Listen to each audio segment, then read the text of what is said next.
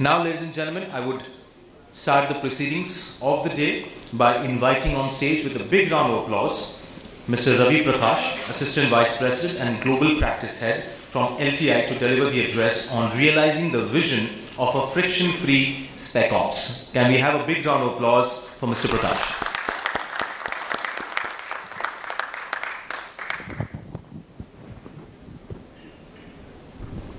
Mr. PRAKASH, welcome to the dais, and we are very delighted and honored for you to open the day.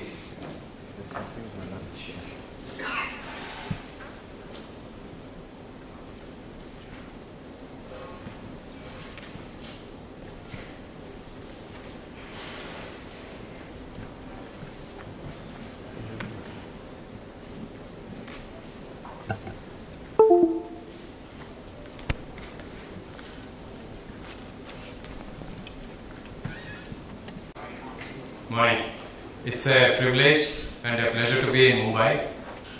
I come from Bangalore, and it's always, I thought it is Bangalore, where the traffic is huge and we have to budget 2 hours. I know it's Mumbai as well. I hope we'll have more people joining in.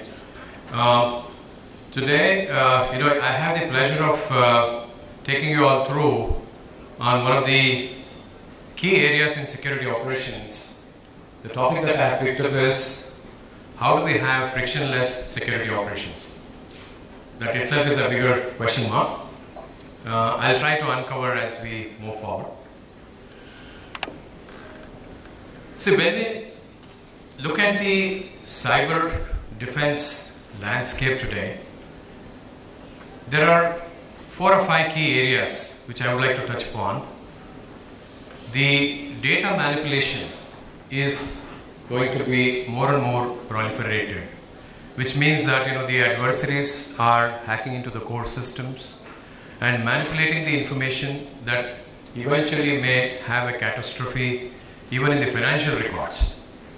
These are the learnings with the deep web, dark web, and what have been going on the post the Russia-Ukraine the war that we all have been witnessing to. We see that yes, with the SWIFT being compromised, at least to make sure that the Russia will not use, has led to there will be a lot more catastrophe in the financial as we move forward. The critical infrastructure, when we used to say it is only the power, water, now even it is the financial services. The banking and financial services fall under the ambit of critical infrastructure. There appears to be a disruption even in the critical infrastructure as we move forward. And the attacks that exploit the digital supply. When you look at the third-party risk management, the supply chain ecosystem, today it is as simple as when we look at the supply chain system, you are as strong as your supply chains. If there is one single weak link, which eventually would mean that yes, the large enterprise, the large banking organization can eventually be compromised. So it is important that how third-party risk management, supply chain is an area that we work closely on. And as we move forward, we saw the data regulations from the GDPR, which happened the last couple of years. In the event of any data privacy, data protection compromise, the organizations would end up paying 20 million euros or 4% of their the turnover, which means India is also no far from it. Though our bills are not passed yet, we hope in the year or the coming years we should have the data privacy rules coming in. And with the advent of the 5G happening today and industrial IoT catching up in a big way, and cloudification, I always have seen that the enterprises started moving because my competition moved to the cloud. So this having the nature and looking into the capital expenditure and the operational expenditure with the way their life have been in the data center, organizations have started moving to the cloud. This essentially means that yes, advanced persistent threats which we saw, say about 5-8 years ago, they are going to hit even the financial sector. I mean, these are with a lot of evidence and records, these statements from my end. And then the zero trust, when Forrester coined it 4 or 5 years ago, we thought it was only a buzzword. But as I have been meeting customers, talking to people worldwide, zero trust has almost become a reality, and it is going to be the future, and it is no longer a buzzword. One other critical area is, the insider threats or the rogue entities sharing critical information with the adversarial world. Or at the end of the day, even in the banking system, as recent as 2 weeks back, I had an attempt, where someone was trying to do a phishing. Phishing and wishing is going to be the future, and it has been the past decade or decade plus, which means that, how do we bring in the layer of zero trust will become a critical area in our business systems. So I always say that, let's say secure everything, limit nothing, and be fearless as leaders. On a lighter note, life is full of compromises, but in my opinion, security shouldn't be. Because this would be the least that one would want it to be. So some of the key areas that when I look at how we as leaders can be fearless, is one, can you build the state-of-the-art protection? That means a most comprehensive and extensive protection that can cover all the key threat vectors, vulnerabilities, the deep web, dark web, in each of the areas, how the cyber attacks eventually can happen for our crown jewels. A crown jewel can be a CEO's laptop, not necessarily the critical application that is residing in the data center. So how do they have a layer of protection? And then today, when we look at, of course, we have been traditionally managing, but automation will definitely rule the roost as we move forward. Leveraging the behavioral based machine learning, the deep learning, will essentially take us to the next level of building a proactive measure, especially when we look at the critical applications that we are managing on a daily basis, and the underlying hardware or the environments, how do we protect them and then automate them. And then the third leg that I would look at is, it has to be, security cannot be a aftermath thinking, or it cannot be at that point in time. It has to be consistent all through, which means security that is tightly integrated with the development lifecycle. Whether it is the application. Today applications are extremely dynamic, which means that the changes are almost on a daily basis. There will be changes. When we look at the e-commerce or any application, which would only mean that yes, every minute there will be changes, so that the security has to be embedded as part of the development lifecycle, and it should not interfere with the business, because business cannot wait when there is a change that is taking place with the security changes that may happen. It needs to be adaptive so that we can adapt to the changes. The changes are, as I said, very constant. And today's the important part of the discussion is how do we build that frictionless, which means uniform security for active components, so to enable the same level of holistic protection, agnostic of the applications, whether it is on-prem, private, it's on the private cloud or on the public cloud. So the evolution of the digital security, when we look at with the zero trust being the normal, the new normal, we all have come across the threat landscape has been evolving and it will continue to evolve, which means there are more than 500,000 new threats that we come across on a daily basis. And today the adversaries are launching more like ransomware as a service. There is a complete pack which somebody can purchase and then launch ransomware as a service. And in addition to, there are legitimate cyber warfare threat, which is going on a continued basis. And we all have seen, during this COVID era, the almost, I would say perimeter has completely shrunk. That means our home has become an office, and remote workforce will here to stay. And that means the proliferation of the endpoint and the data associated to it will be a lot more, and it will continue to be. And we get to see a large-scale adoption of critical assets moving to public cloud. As I said, why am I moving to the cloud? Because my competition moved to the cloud. This is one of the reasons quite a few have migrated to the cloud. Especially in the banking, still the core banking will still remain in the data center, but the user side of the environment can always be moved to the cloud. And then there are billions of sensors, devices with the IoT and 5G now catching up. We are going to see trillions of attack vectors. And mobile first consumption, because with the advent of the smartphones today, nobody would want to even touch their laptops. The smartphones are good enough. And then the data explosion. Zettabytes of data. Data is the new enterprise intellectual property. And the privacy and regulation demands we talked about. After GDPR, we got to see every country talking about the data privacy, data protection. And then consent-driven data protection is the new normal as we move forward.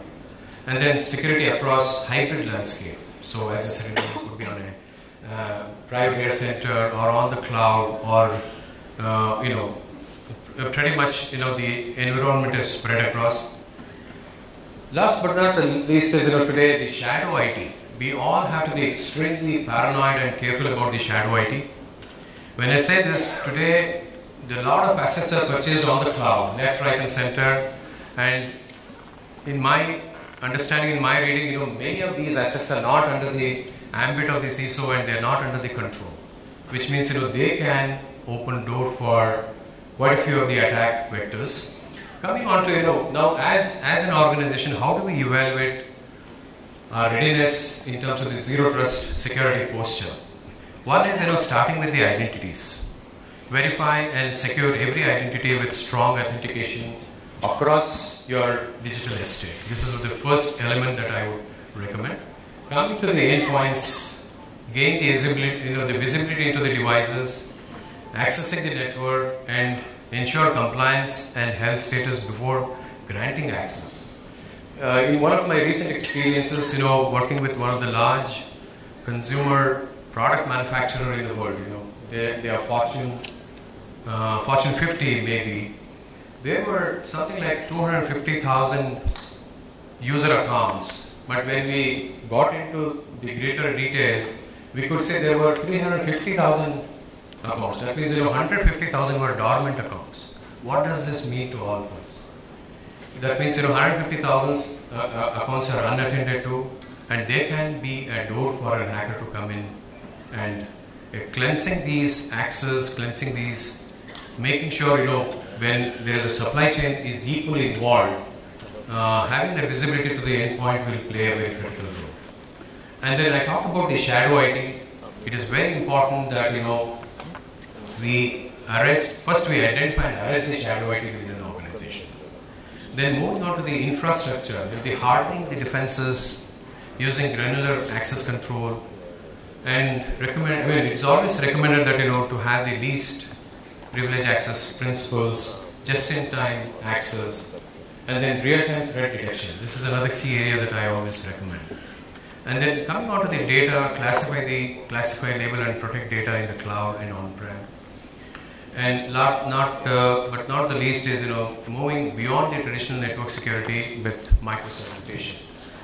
2020 we saw Honda being compromised primarily because in the operational technology area they had flat network. They had not even moved to a VLAN. Finally, the propagation of the attack with a ransomware called Snake, it landed finally in their Gurgaon manufacturing unit. This would only mean that yes, how do we make sure that if compromise can be there, but it has to be contained, eradicated to a single point, and making sure there is no propagation, right? So these are the. Just a second. Can you just help me?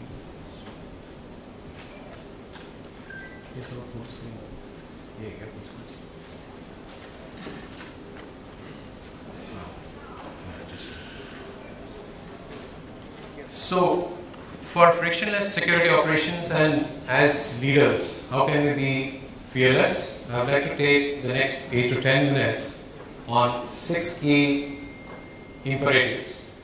So, starting with, how do we build zero trust with comprehensive coverage? So, when I look at the zero trust as a framework, it is critical and important that we verify at each level. Starting with, how do we verify the identity and access? Could we bring in a risk-based multi-factor authentication, passwordless authentication, right? When we look at the verifying the devices, zero trust endpoints. So, which again means that, bring in the least privilege access, device inventory database, device authentication. How do we keep an eye on all of this? Then verifying the network, zero trust grid. That means, again, I'm emphasizing on bringing network access control, micro-segmentation, least privilege access, making sure there's a WAF, NGFW, bot protection, and then moving on to verifying the transactions. It is important that we see there is a zero trust data, bring in a layer of encryption, data at rest, data in motion, at least the barest minimum being a 256 AES level of encryption. And not the least is, to bring the zero trust platforms, which means, least privilege access at the platform level is what I would recommend. At the end of the day, when we look at it as an organization, zero trust actually empowers people like us to grant more freedom to the employees or, the people who are connected to the system, whether to access the data, the application, or the infrastructure. That means we feel confident to give more privileges, and then strengthening the zero trust with the power of the artificial intelligence, machine learning, and also deep integration with the disparate tools and technologies that are employed in the security operations. See, when Forrester did the greater learning and the reading, the outcome was the legacy solutions actually, they fail in providing the telemetry of a threat's effect on the data. Second, the user's exact activity on the network or a timeline for effective remediation. This plays a critical challenge.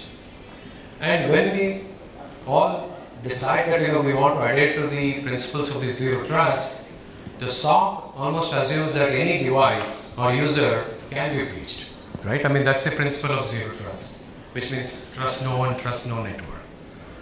This again means that in a given month, we may end up scrutinizing hundreds of millions of security events. Now the question is this technically and manually feasible? The answer is no. I checked with Microsoft. Microsoft talks in a given month, they will have something like 600 billions of events that they require to be managing. The only mantra, in my opinion, is migrate from the legacy RDBMS based SIM tools. I am not recommending any specific tool or a technology, but leveraging the power of the AI, machine learning based SIM actually solves the majority of the problems. It can actually solve the vulnerable security silos. It helps you in automated alert detection, threat visibility, proactive hunting, and threat response. And a better correlation for end-to-end outcome, essentially helping in security monitoring, hunting, and incident investigation. Today, we have to move to a level of auto hunting, leveraging the threat intelligence, contextual threat intelligence, and the tool would help you to cover or uncover 80 to 90% of the threat vectors, hunted automatically.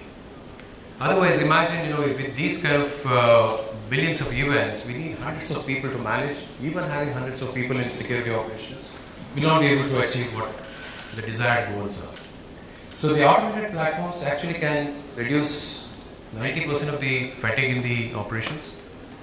It helps you to focus on only those critical threats. Let's say there are 100 true positives that requires to be managed, only those the security analysts, the SOC team should be responsible to look into, and not having the backlogs and create that fatigue, the operational fatigue that we normally come across.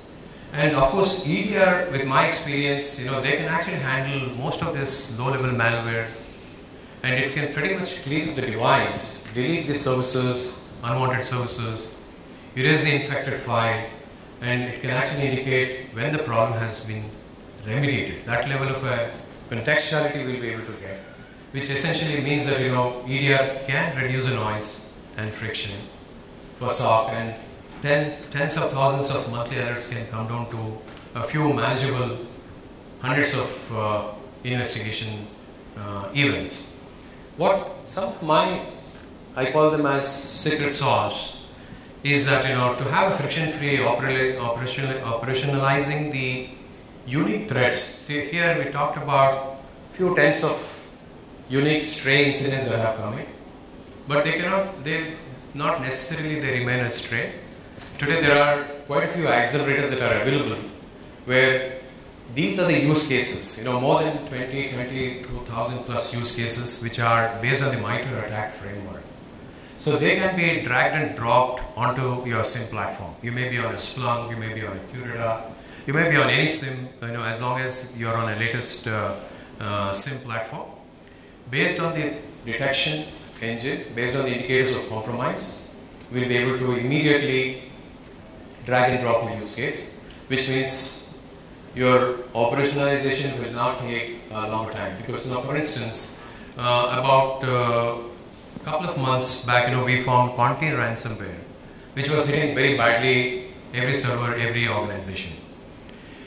For many of our customers, we were able to detect whether were they susceptible to Courtyard ransomware, and we were able to plug a use case in less than 24 hours.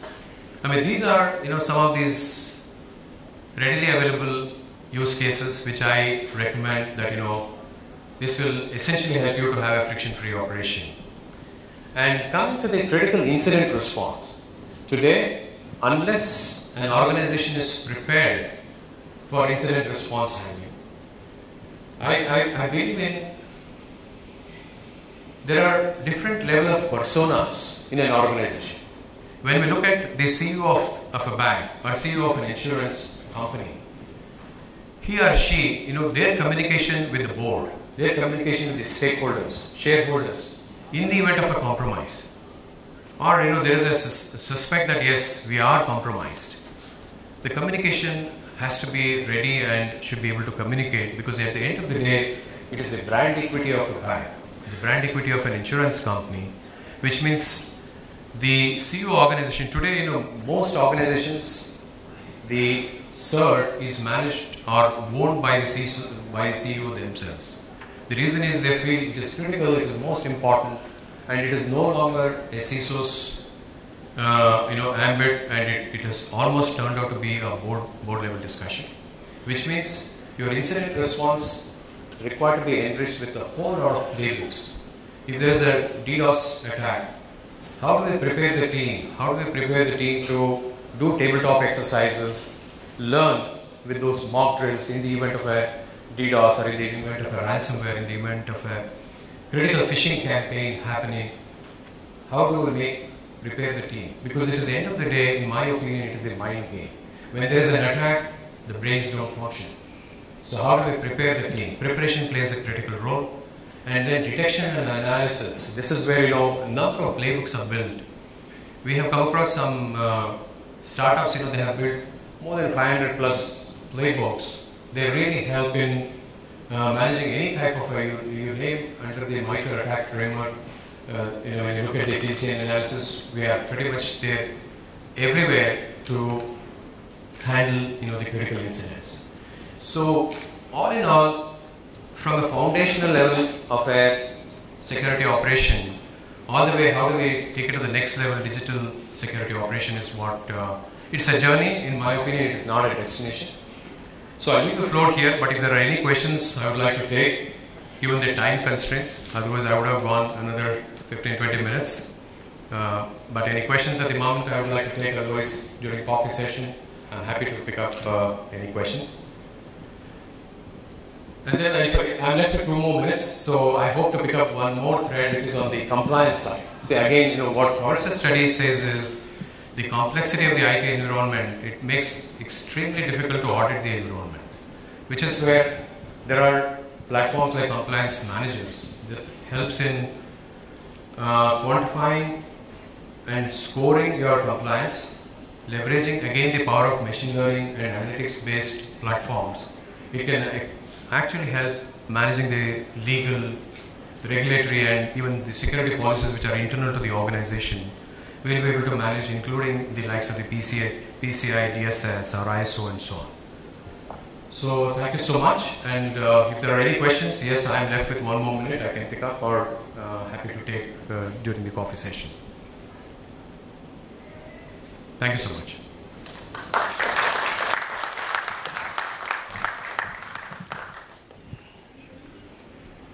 Thank you so much, Ravi, for that wonderful presentation to start the day. And now, ladies and gentlemen, I would like to call on stage Mr. Dhaval Kamani from DBS Bank to kindly do the honors of felicitating Ravi. Ravi, if you could kindly rejoin on the stage again. Thank you so much, Dhaval, for doing the honors. So, ladies and gentlemen, that was Mr. Ravi Prakash, AVP and Global Practice Head, LTI, delivering the presentation on realizing the vision of a friction-free SecOps.